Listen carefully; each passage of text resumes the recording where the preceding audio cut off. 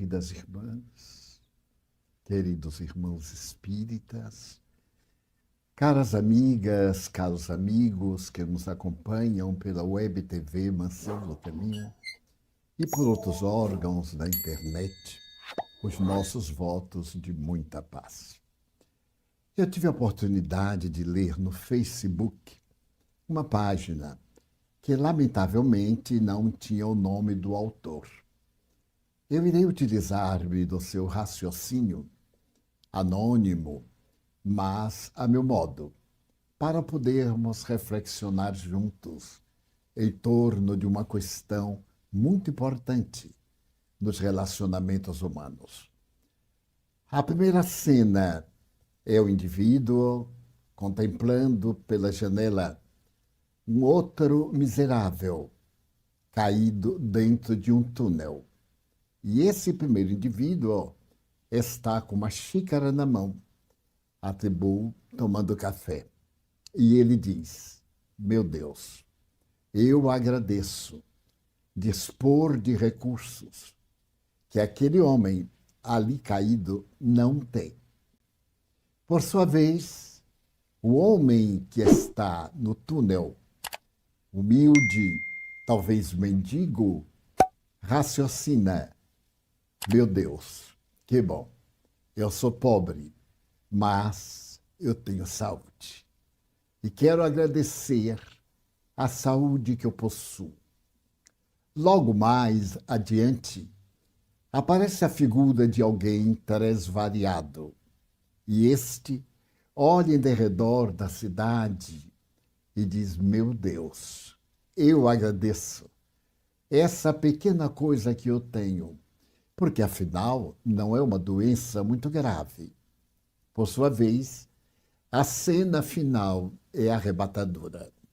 O indivíduo está sendo levado em uma cama hospitalar, dando entrada no nosocômio, e passa por ele uma outra cama, trazendo um corpo coberto com lençol, e no dedo polegar do pé direito, algo dizendo o nome e a data do falecimento.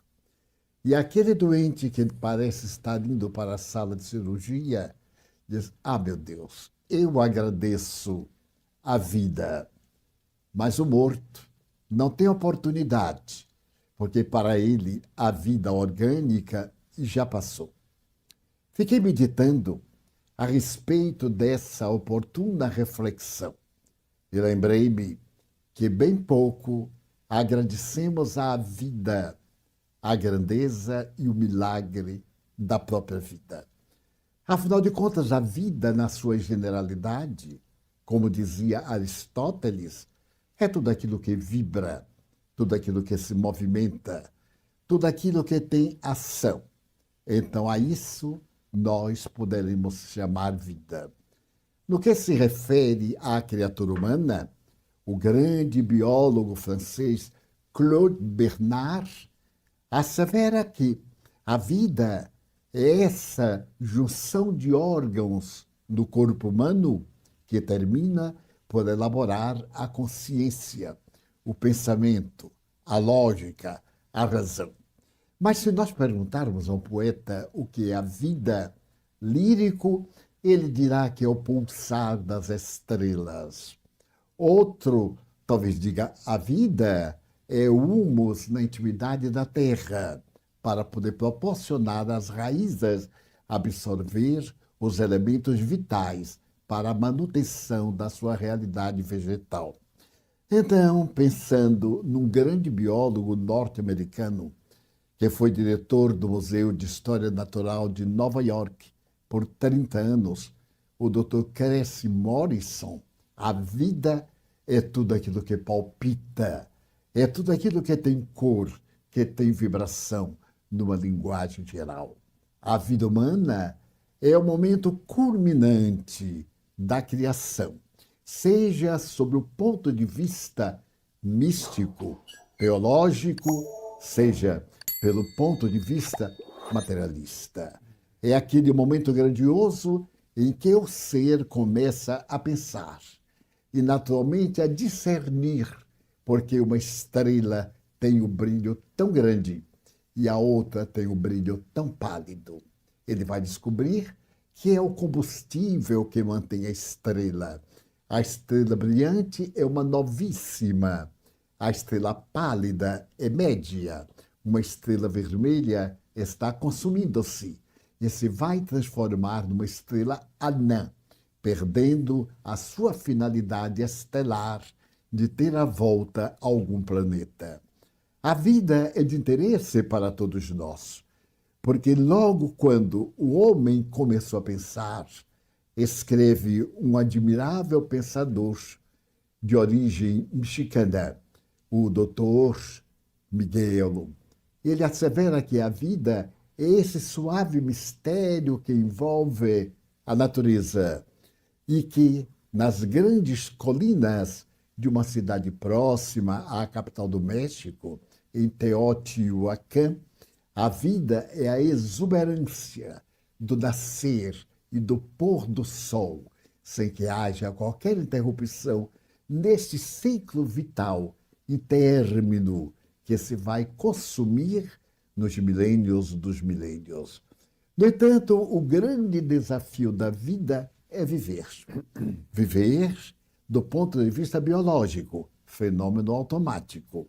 Nós, através do nosso sistema nervoso autônomo, temos vários fenômenos para os quais não contribuímos sequer com o pensamento.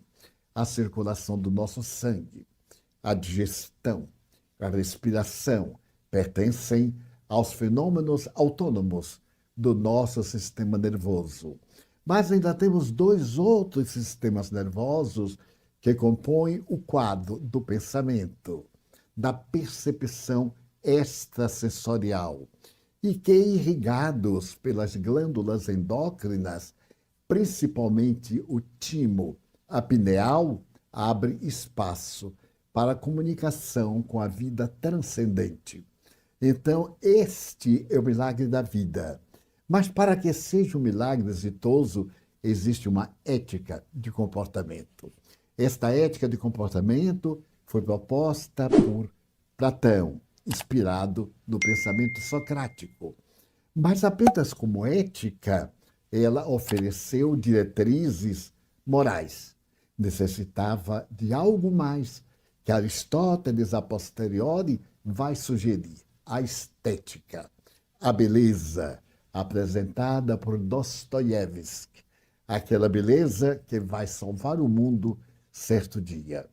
E quando nós olhamos a paisagem terrestre, não nos podemos evitar de notar a beleza e o caos, a ética e o desequilíbrio. Ao mesmo tempo, toda a harmonia e o desarranjo fazem parte, esses dois pontos, o ponto positivo e o ponto negativo, daquilo que nós chamamos percepção da vida. E essa percepção da vida é muito variável para cada um de nós, a depender do nosso estágio de natureza intelecto moral. Se nós temos uma visão profunda de percepção intelectiva, a vida tem um significado. Não pouco nos basta, porque as nossas interrogações perdem-se no infinito. Mas se a nossa vida é modesta e não desenvolvemos a percepção da cultura, o alimento, o sexo e o repouso constituem a finalidade basilar da vida. Então, o que seria como grande mensagem da vida? O amor.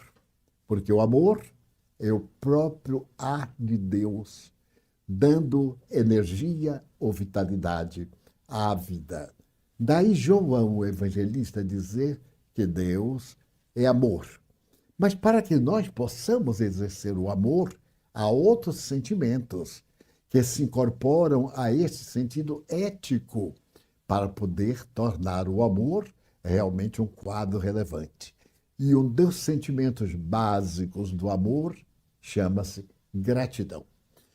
Gratidão, na atualidade, é algo um tanto esquecido.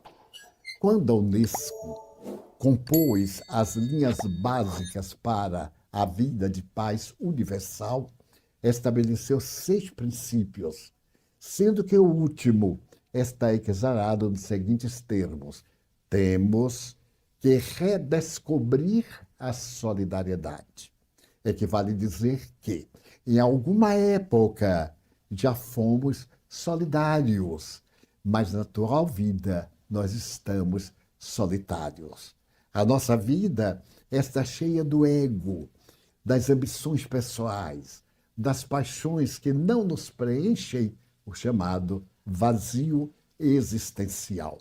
E o vazio existencial ocorre principalmente por causa do ego, aquilo que eu quero, não aquilo que eu sou, o que eu pretendo, mas não que eu já consegui. Essas realizações externas da minha personalidade e não as razões internas da minha individualidade, aquilo que eu sou em relação àquilo que eu estou. Então, nós vamos reflexionar um pouco a respeito de gratidão. A gratidão é uma virtude, porque é algo inabitual, considerada um desafio para o nosso ego. É este sentimento de retribuir o bem que se recebeu e de anular o mal que se nos façam. Quando eu sou uma pessoa grata à vida, o mal dos maus não me faz mal, porque não sintonizo, mas o bem me faz enriquecido e eu me torno o veículo do bem, esperando a resposta na gratidão. A gratidão em si mesma não exige nenhuma compensação. Por isso que, ao abordar o tema da caridade no amor, Jesus diz que uma mão não saiba o que a outra faz. Equivale dizer a inconsciência do gesto, fazer por hábito, fazer por uma constituição de servir à humanidade. Então vai se semeando. Nem todo semeador aguarda o fruto da sua insementação, porque alguns, dizia Rui Barbosa, semeiam a couve para comerem amanhã. Outros semeiam o feijão para comer dentro de 3 dias, ou 3 meses, aliás. Outro vai semear a árvore para ter o lenho para a construção da casa. E eu complemento, existem os que semeiam vidas para toda a eternidade. Semear vidas é ser grato à vida. Então, aquele homem que estava tomando café e que era um rico, agradecia a Deus não ter a necessidade que a pobreza leva ao indivíduo. Era uma forma de gratidão a Deus. Nós, invariavelmente, não agradecemos os bens, as bênçãos de que somos objetos diariamente. Despertamos, achamos interessante ou não o dia. O nosso trabalho é exaustivo ou é compensador e raramente nos detemos a pensar em tudo quanto poderia ter acontecido e não aconteceu, de bem ou de mal, ou tudo o que aconteceu e nós poderíamos ter evitado o acontecimento. Quando eu era mais jovem, em determinada ocasião, sucedeu-me algo muito bom. Eu fiquei emocionado. E na minha emoção eu esqueci de verbalizar a gratidão. Então, Joana de Ângeles, a instrutora espiritual, me disse: meu filho, nunca te esqueças de verbalizar o sentimento da gratidão. Eu disse, mas a pessoa sabe? Não, talvez não se tenha apercebido. E como o bem que te fez talvez não tenha notado, vale a pena que tu estimules essa faculdade gentil do outro, para que ele possa discernir o outro lado da questão, quando obra, quando opera de uma forma negativa. Então, ela cunhou, toda vez que te acontecer uma coisa, agradece a Deus por aquilo que não te aconteceu de mal. E se por acaso algo de mal te acontecer, opera o sentimento de gratidão por aquele aparente mal que te aconteceu. Passaram-se muitos anos e eu aprendi, na medida do possível, a ser grato, a dizer as palavras muito obrigado, mas não apenas a dizê-las, a sentir a alegria em poder dizê-las. E faz alguns anos eu havia terminado uma conferência em Londres e fui apresentado a uma senhora muito simpática. Ela me falou que era irlandesa e, como eu não sou muito bom em inglês, a minha intérprete me deu uma grande ajuda e me contou a sua história. Normalmente, quando eu estava em Londres ou quando era anunciado, ela tinha o prazer de vir para participar das reuniões, para confraternizar. E numa oportunidade posterior em que nós conversamos, ele disse: Mr. Schmidt, eu quero agradecer a sua presença. É tão bom quando me levanto e no auditório eu noto o seu sorriso e o seu adeus que me comovo. Ela diz: mas isso lhe faz bem? Eu disse: faz-me muito bem, porque é sinal de que a senhora tem por mim uma certa afeição. Então eu aprendi com os espíritos a agradecer tudo de bom que me acontece. E então ela sorriu e eu continuei. E aprendi também com os espíritos a agradecer tudo de mal que também me acontece. Eres curioso, Divaldo? Então eu vou completar seu pensamento. Eu, a partir de hoje, vou agradecer a Deus o mal que não me aconteceu. Porque veja bem, eu venho da Irlanda de trem, faço a viagem, o percurso de 5 horas. Depois eu retorno. E sempre bem. Ora, quanta coisa negativa poderia acontecer que não sucedeu. Ficamos amigos por mais de 10 anos. Há alguns anos, digamos 5 ou 6 anos, eu havia chegado para produzir uma conferência e lá estava Miss Schmidt, muito simpática. Ela então me deu um abraço e disse: eu desta vez vim porque me falaram que era a última vez que o senhor viria a Londres. Isso é interessante, mas eu nunca pensei isso. Na propaganda estão dizendo que venho ouvi-lo, porque é a última vez. Eu digo: é técnica, Miss Schmidt. As pessoas adoram marcar a data da morte do outro. E a gente fica curioso para ver pela última vez. Mas eu tenho a impressão que não vou morrer logo. Eu disse: olha, seja como for, faz de conta que é o nosso último abraço. Deu-me um abraço. Eu disse-lhe: muito obrigado pelo seu abraço, pelo que me aconteceu. Passaram-se os meses, voltei a Londres. Voltei no ano imediato. E ao terceiro ano, eu me recordei de Miss Schmidt. Não lembrava de a ter visto nos 2 anos anteriores.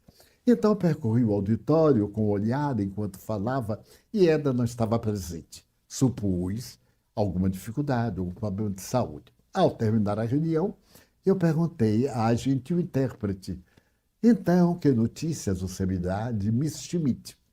E ela disse: você não sabe, Divaldo? Eu digo: não, não sei. Pois olha, da última vez, isso tem 3 anos, foi quando do abraço, ela voltou para a Irlanda e uma pneumonia levou-a ao túmulo. Ela morreu. Eu digo: meu Deus. Então agora eu agradeço novamente o último abraço que ela me deu.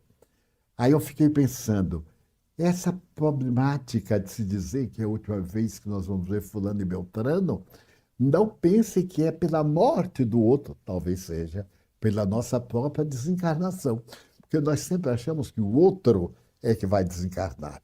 Muito bem, passaram-se os tempos e veio um período, há aproximadamente 20 anos, em que os espíritos me sugeriram realizar aqui em nossa casa a Semana da Gratidão. Contaram-me várias e belas histórias sobre o sentimento de gratidão. Não basta ser grato, diga-o, porque você vai estimular a pessoa a continuar agradecendo. Porque muitas vezes a pessoa também necessita de uma boa palavra. E revolvendo a minha história atual, eu me recordei que quando era muito jovem e havia chegado à capital, cheio de sonhos, de aspirações, para poder conquistar o mundo, porque eu vim do interior, eu senti uma grande solidão, porque eu fiz um concurso público e fui trabalhar numa autarquia governamental. E toda tarde, quando saíamos, cada pessoa encontrava o seu par. Eram amizades, afetos, enamoramentos, cônjuges. E eu me dei conta que era talvez o único que saía sós. E não sei porquê, talvez um dia mais melancólico, e isso me deu uma grande tristeza.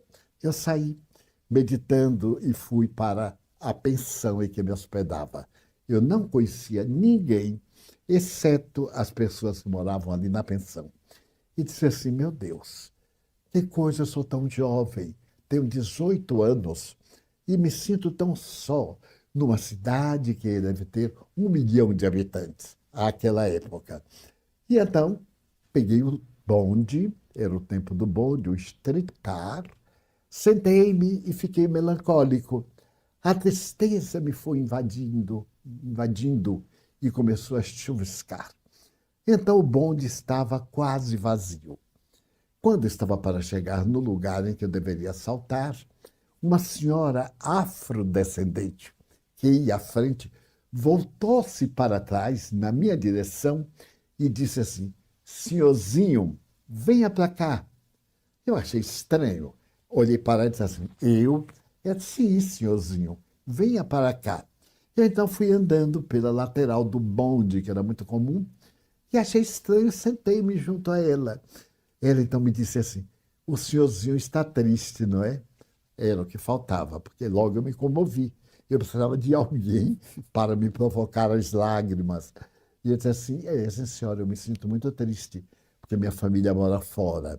E ela então me disse assim: posso pegar na sua mão? Eu digo: mas minha senhora, para mim será um motivo de alegria. Ela pegou a mão e eu senti aquela mão calosa do trabalhador, rude e sofredor. A minha era mais macia, porque eu lidava com papéis, psicografava, escrevia à máquina. Então, claro, a mão era menos rude do que aquela, mas a mão dela não era apenas rude, era uma mão segura, porque ela apertou a minha e eu senti o amparo de uma mão amiga, protetora. Ela então olhou bem para mim, era uma senhora de uns 70 anos, a pele enrugada, mas linda face. Aquela face de ternura, ela sorriu e disse: não salte aí não. Eu disse: mas como a senhora sabe que eu ia saltar? Ela disse assim: meu filho, no mundo tem muita coisa que a gente não sabe.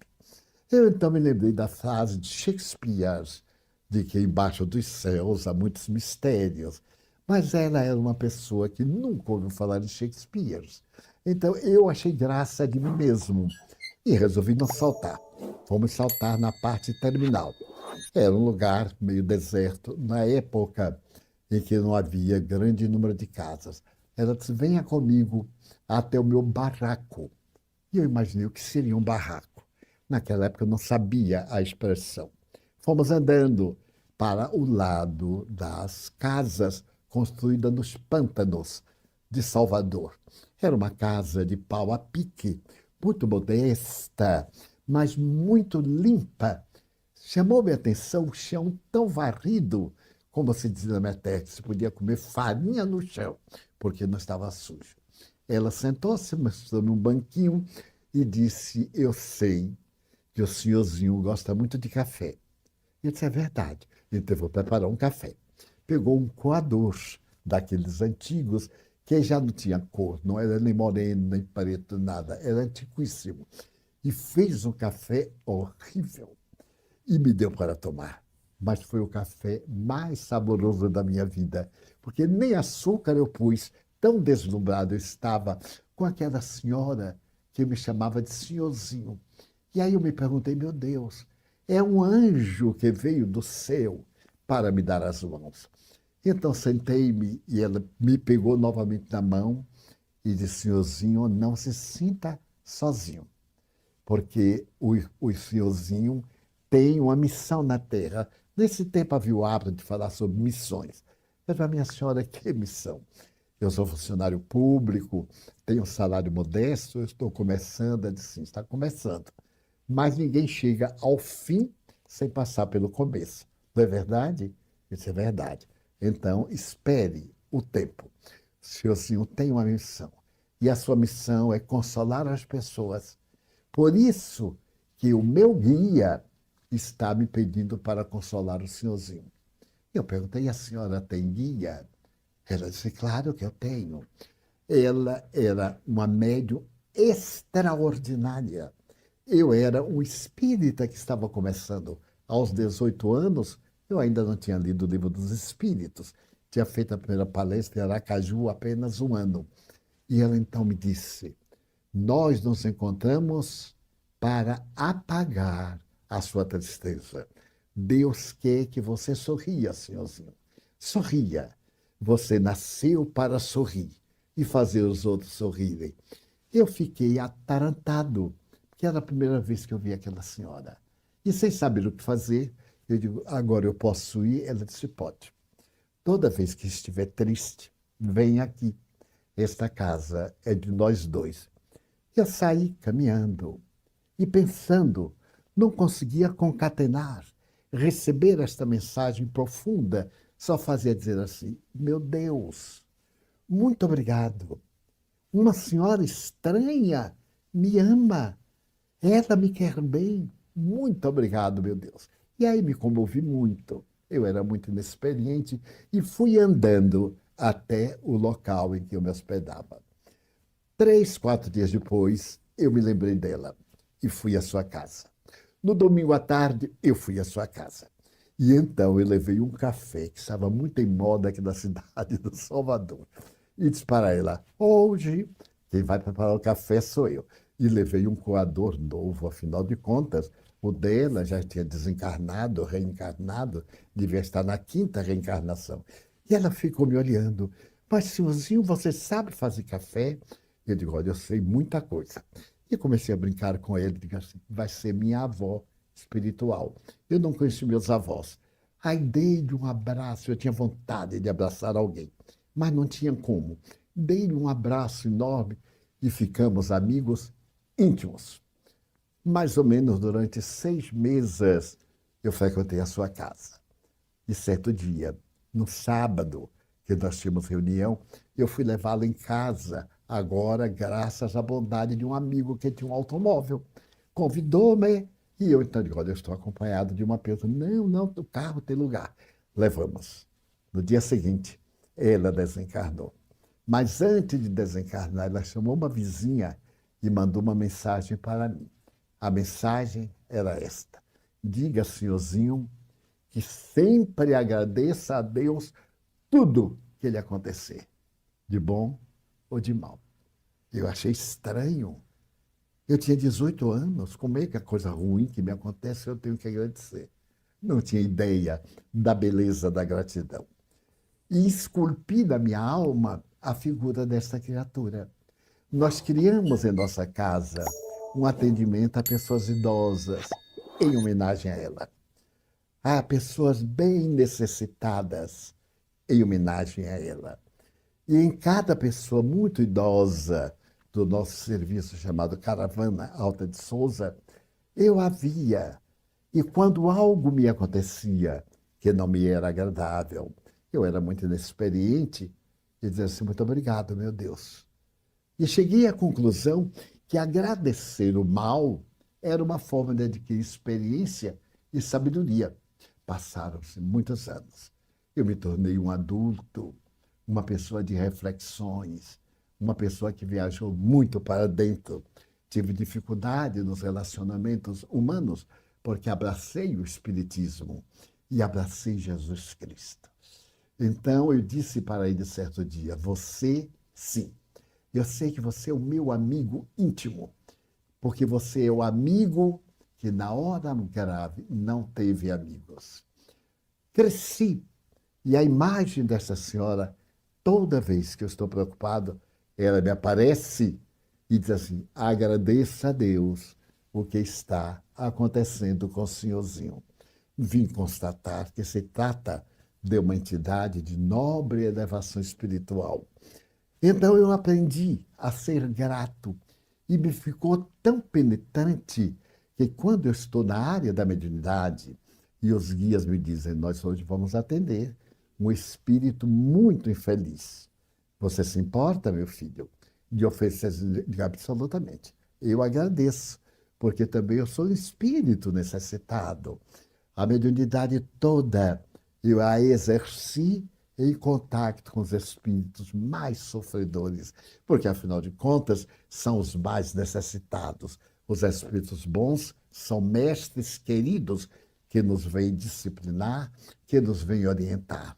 Passaram-se os anos e a gratidão tornou-se um princípio terapêutico, porque hoje, na terapia do equilíbrio, a gratidão tem um lugar preponderante. Os modernos terapeutas dizem o seguinte: uma pessoa que é grata produz oxitocina. A oxitocina é um hormônio do amor. Por exemplo, a criança está no ventre materno, a mãe acaricia, ela derrama altíssimas quantidades de oxitocina. Quando o pai, o marido, chega e toca na barriga, outro. E quando a criança nasce, hoje, a moderna obstetrícia coloca por um pouco sobre o ventre da mulher, para que não se interrompa aquilo que o cordão umbilical vai cortar. A oxitocina interna agora passa a sair na direção da pessoa. Então, quando nós somos gratos, nós não temos as trágicas enfermidades cardiológicas, os derrames cerebrais. Quando nós temos o sentimento de gratidão, a nossa pulsação não tende a altas manifestações. Ela é sempre um pouco mais baixa, o que é muito comum nos médiuns equilibrados. Ter um pouco de pressão arterial no, digamos, 11/6, por exemplo, 12/5, numa hipótese. Então, isso é resultado do quê? Do sentimento de gratidão, porque o sentimento de gratidão é da alma. É a alma que descobre o encanto de ser boa, de servir e de ajudar. Vamos fazer uma pequena pausa e logo, logo voltaremos.